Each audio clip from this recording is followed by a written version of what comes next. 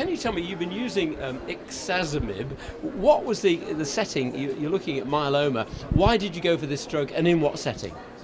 So ixazomib is an oral proteasome inhibitor, and we do have some rationale to combine proteasome inhibitors with IMiDs, in fact. And lenalidomide and dexamethasone is one of the standard of care in the relapse setting. So the idea was to combine Lendex plus ixazomib and to do a phase 3 randomized study to compare Lendex Ixa versus Lendex placebo in patients with relapsed myeloma. What would normally be the options in relapsed or refractory multiple myeloma then with your patients? One of the standard of care is lenalidomide and dexamethasone. That's what we are using in routine practice. So we wanted to know if the addition of a third drug will add in terms of efficacy, progression-free survival. That was the primary endpoint.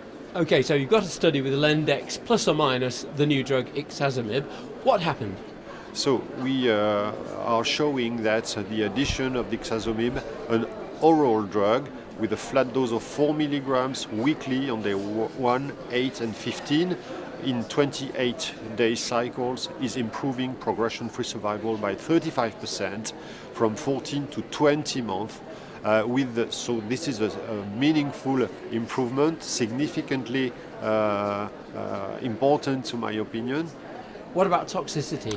And in addition, this triplet combination is a very safe one because the addition of ixazomib is not increasing the toxicity of lenalidomide and dexamethasone. So a very safe triplet combination, very effective, convenient because all oral. So we have here something that is very important for the patients. What do you think are the clinical implications coming out of this? I think that it will be a change of practice because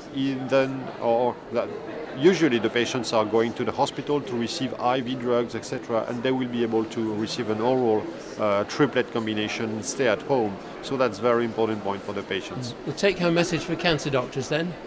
Take-home message is as soon as this ixazomib will be available in Europe, it is approved very recently in US, I guess that we should use this combination for the patients.